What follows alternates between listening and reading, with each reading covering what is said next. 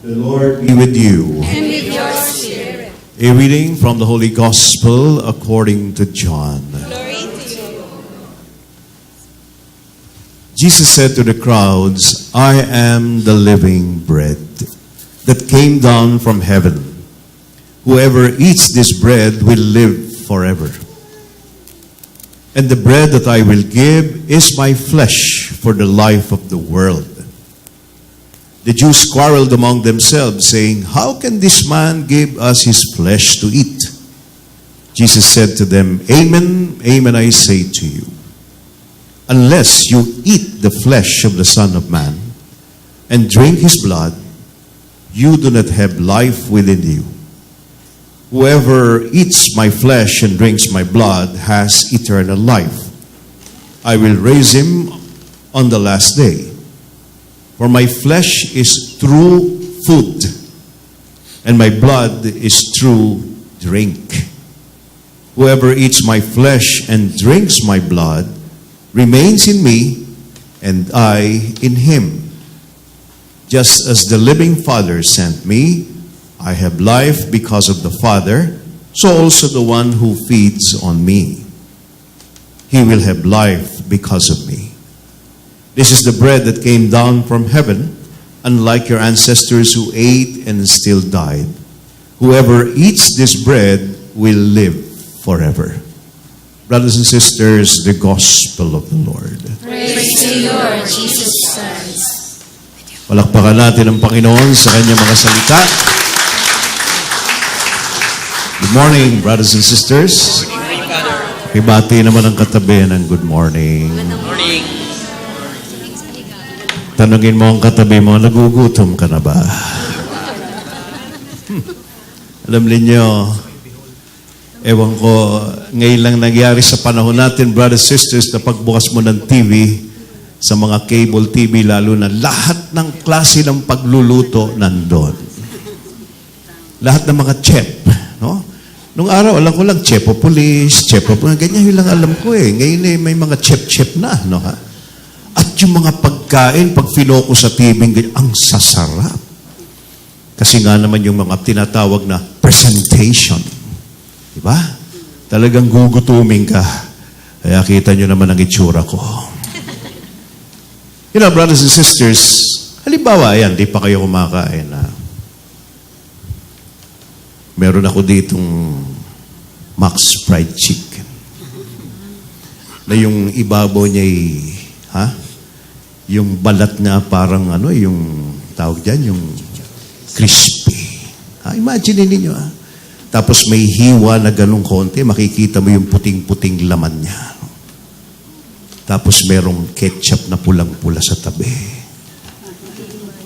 Tapos merong hindi kanin kundi buns, no? Yung bilog na tinapay na makintab yung ibabaw. Tapos merong dairy cream na humuhula sa ibabaw na gano'n. Tapos merong kayong baso ng Coca-Cola na may namamawis yung labas dahil may maliliit na yelo dun sa loob. Dinidescribe ko palang naglalaway na Dinidescribe ko palang naglalaway na kayo lalo na pag nakita ninyo, brothers and sisters. So this is what makes food very attractive, brothers and sisters. Na gusto mong kainin ganyan because siyempre, yan sa panahon natin, napakaraming pinepresent ng mga pagkain at kung ano-ano. So pag nakita mo, gusto mong kainin Kaya kita nyo, ang bakbakan ngayon sa pagkain is presentation. How you present the food. Ang cake, madaling i-bake yan. Pero kinakailangan, lagyan mo ng mga dekorasyon. Di ba, na hindi naman nakakain. No? Minsan nakita ko, para may gulay-gulay, plastic pala. No? Dekorasyon lang, inupakan ko, plastic pala. Brothers and sisters, we are so attracted to so much food today. Kaya minsan siguro may mga nalalason Food poisoning, usong-uso ngayon. Kaya ako tinatapon ko na yung mga ganong mga pagkain na pwedeng lumason sa atin. Pero may dala ako, baka gusto nyo inumin.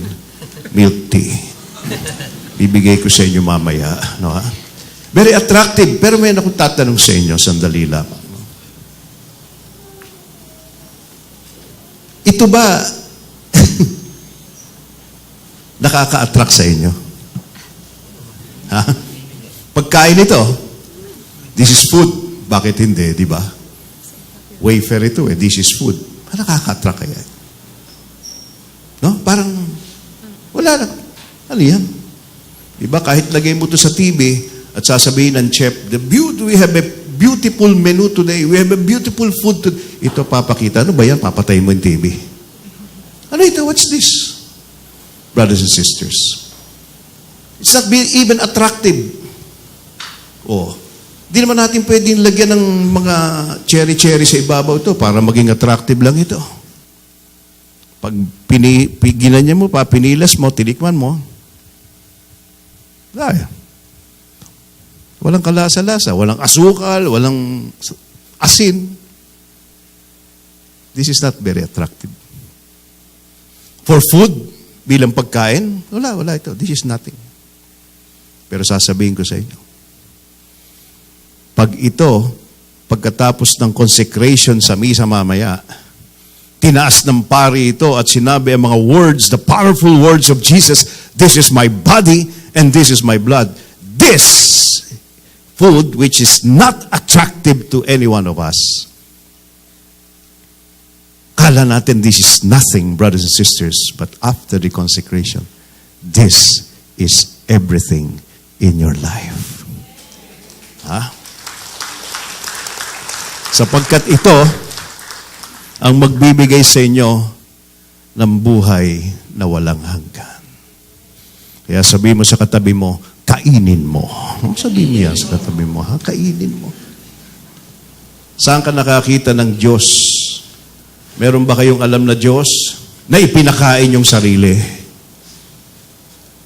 Diyos ka, papakain mo yung sarili mo. But the words of Jesus Christ in the Gospel of John was very clear. I am the bread of life. I am the food that will give eternal life. He who eats my flesh and drinks my blood will have eternal life. Noong mga panahon na yun, hindi nila maintindihan yun Sabi nila, mga Kristiyano pala, mga lahing vampira, lahing cannibal, kumakain ng flesh, umiinom ng dugo. But you see, brothers and sisters, we can only understand these words of Jesus in the context of a sacrament. Kung hindi mo alam kung ano ibig sabihin ng sacrament, well, forget it. Hindi mo maintindihan ng Eucharist. But what will move our Lord Jesus Christ na yung kanyang sariling katawan ay ipakain sa atin? Ano kaya ang moving factor ng ating Panginoon Kristo na sasabihin niyang, kainin ninyo ko? Nakita niyo, brothers and sisters, yung ostya na yon. Walang kwentang kainin, di ba? Pero tingnan niyo, pag ikikakain ng masarap na cake, yung masarap na cake, ang ganda ng presentation. Siyempre, yung icing, ganyan, tapos may mga nuts pa sa ibabaw na ganyan. Diyos ko, napakasarap, Pag ginanon mo, di ba? Sasabihin mo, wala na munang diabetic ngayon, wala. Parang ganyan, di ba? Tapos kakain kang ganyan. Paano mo malalaman na masarap? Paano nyo nalalamang masarap yung cake na kinakain? Kahit di mo tinitikman. Pag tinignan mo yung taong kumakain, anong ginagawa ng tao?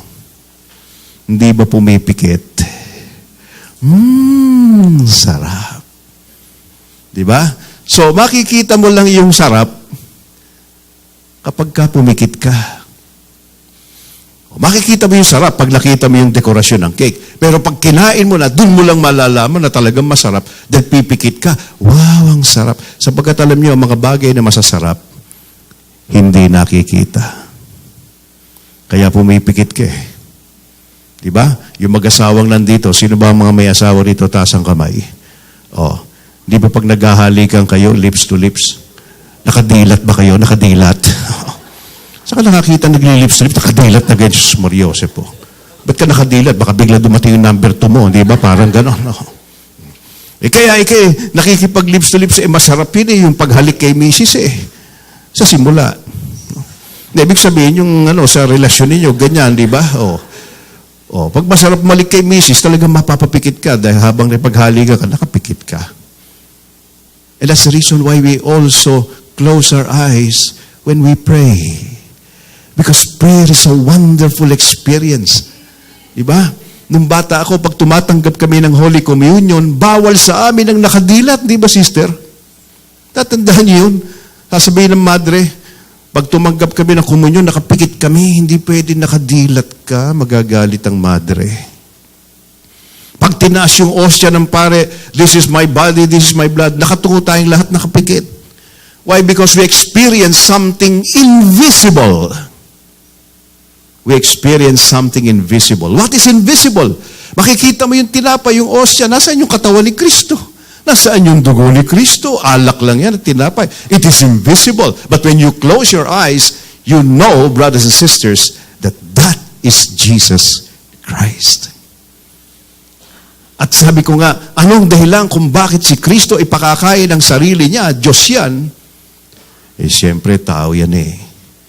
God is perfect, brothers and sisters, and He wants His presence in you, in each and every one of us, perfect. Oh, baka mo gagraduate yung batang to, ikaw anong grade ka na ba? Grade 6, ayan, gagraduate na yan. Matalino ka naman, kita mo, nakasalamin yan. Oh. Panay ang games. Oh. Ayun. Itong batang ito, gagraduate ka. Sino nanay mo? Nasaan nanay mo? Ito nanay mo. Ba, parang ate mo lang, ano ha? Oo. Sasabihin ng nanay mo, anak, pag graduate mo, sorry ha, wala ako may lakad ako Pero yung picture ko, itatabi ko dun sa silya mo. Parang nandun na rin ako. Papayag ka, wala yung nanay mo sa graduation mo. Hindi, ano? Hindi siya papayag. Gusto niya yung nanay niya, hindi anak, mag-i-Skype tayo para nakikita mo ko, nakikita kita. Oh, sasabihin mo, hindi pwede, mami. Gusto ko naandong ka physically. Physical presence. But Jesus went beyond that, brothers and sisters. Hindi lang physically present si Lord, hindi lang present physically. Aba, ang gusto ni Lord, diba? Matinding klase itong Diyos natin. Gustong pumasok pa sa atin para kumpleto. Kaya mo ba sabihin sa mami mo yun? Mama, para lagi kang present sa akin, kainin na lang kaya kita. Para lagi kitang daladala. Di mo pwedeng gawin sa mami mo, di ba? Sa taba ng mami mo, wala, kolesterol lang abutin mo, high blood. No, ha? Now, si Kristo, sabi ni Kristo, I want my presence to be abiding, real, and I will always be with you, and you will always be with me. And the only way, hindi yung hawakan mo ko, dadaling kita, hawakan mo yung Bible, basahin mo ko, magdasal ka, nandun ang Espiritu Santo, andun ako. Hindi, sabi ni Lord, ayoko niyan. Gusto ko, ako nasa iyo. Para kahit saan ka pumunta, kasama mo ko. And that is the reason, brothers and sisters, why He has to be bread. Para pag tinanggap natin sa komunyon, nandun si Kristo, wala kayong kawala. Lagi niyong kasama si Lord. This is the perfection of Christ's abiding presence. So hindi lamang itong memory, brothers and sisters. This is not simply a memorial. This is not simply remembering Christ in the Holy Eucharist. Sabagat sinabi ni Jesus, do this in memory of me. Pero hindi lang siya memory. It's a powerful memory na siniguro ni Lord na hindi mo malilimutan. Sino ang makakalimot sa inyong kumain? Wala. Kanya ang banal na Eucharistia, inilagay niya sa konteksto ng pagkain. Para hindi natin malimutan si Jesus. Ilang beses ba kayo kumakain maghapon? 7. 7, di ba? 3 square meals, tapos meron pang 2 snacks, so 6 na. 5. Oh, meron pa yung midnight. Gigising pa na madaling araw yan. Di ba? Kain ng kain. Okay lang yan, brothers and sisters. Kaya nga sabi ni Lord, kainin ninyo ko para hindi natin siya malimutan. This is a memorial of His goodness and love for us, brothers and sisters. Kaya tanungin natin sarili natin, saan ka nakakita ng Diyos na yung sarili pinakain? Kasi yung ibang sekta hindi naniniwala dito eh. Ha? Mga protestante, sorry lang, di sila naniniwala. Born again, di sila naniniwala. Ha? May iba natin mga kasamahan sa panampalatayang Kristiyano, hindi naniniwala. Para sa kanila, simbolo lamang ito. Para sa kanila, paalala lamang ito. Para mga monumento. Parang gano'n ang gusto nilang gawin kay Kristo. Yung tinapay, ganyan, bread, parang isa lamang paalala. Parang monumento ni Rizal. No? Maalala lang natin, di ba sa Luneta, di ba nandun yung monumento ni Rizal, pinagtatalunan ngayon. Nakarating pa sa Supreme Court dahil meron daw dun sa likod ng tawag doon. Photo bomber daw yun, pangit daw. Nung pakialam natin kung may building doon sa likod, gustong gibain yung building. Ang mahal-mahal kaya nun. Gigibain mo yung building, sayang naman. Kaya ako, mas maganda yung proposal ko. Ipihit na lang si Rizal. Diba? Wala namang problema doon. Mas mura pa yun. Pihit na lang. Total, historical yan di ba? Nasa kasaysayan yan. Natatandaan nyo, may historical basis yung pagpihit ni Rizal. Di ba nung babarilin yan, nakatalikod? Nung babarilin na, biglang humarap. So, walang kwenta kay Rizal yung papihit-pihit siya. Okay naman yun. Hindi ko maintindihan. You see, nagagalit sila dahil meron daw building doon sa likod. Ngayon kung may building sa likod? Para daw, hindi rin maganda sa picture. Alam niyo ang mga monumento, tulad ng monumento ni Rizal, hindi naman para kunan yan eh. Monuments are built for us to remember the heroism, the virtues ng tao. Pag ako turista, tatanungin ko yung tourist guide, sino yan? Yan ho si ganyan, dakila ho yan, hero ho namin yan. So kukunan. Pakialam ko kung may building doon sa likod. Pag dinala ko yung mga pictures sa mga kaibigan ko, galing ko sa Pilipinas, sino yung katabi mong statwa niya? Si Rizal yan. Ganyan. May magtatanong ba, ano yung building sa likod? Napakaliit na bagay, dadalhin pa sa Supreme Court. Napakaliit na bagay, walang kakwenta-kwenta. Hindi ipihit si Rizal. Problema ba yun? Pinalalaki masyado eh. Walang kakwenta-kwentang bagay. Daming gagawin na Supreme Court, pati yun pinakialaman. Because these are monuments. The first purpose of a monument is for people to remember. Not for pictures. Not for pictures. But for them to remember. Kaya itong ating osya, kita naman, simple-simple yung osya natin. Pwede nating sabihin, Father, bakit ba yung osya ng simbahan katoliko na ginagamit sa misa, yung ganito, ang pangit naman, Father, puti na bilog, ba't di natin lagyan ng mga decoration, ganyan, para medyo maganda-ganda naman? Bakit? This is not for decoration. This is not for pictures. This is for you to remember God's goodness, God's love, so that when you receive it, you know that there is eternal life in you. Brothers and sisters. Kaya yun ang pasalamat natin sa Diyos. So, hindi lang ito alaala. Ito'y alaala na totoong nagbibigay ng buhay na walang hanggan. Remember, Jesus Christ is God. He is eternal. At pagka pumasok sa iyo si Jesus, diyan sa iyo, He is eternal, ikaw ay magiging eternal din. Hindi ka mamamatay. Sabi ng Panginoon, you will have eternal life. Amen? Kaya sabihin mo sa katabi mo, mabubuhay ka ng walang hanggan. Palakpakan natin ang Panginoon, brothers and sisters.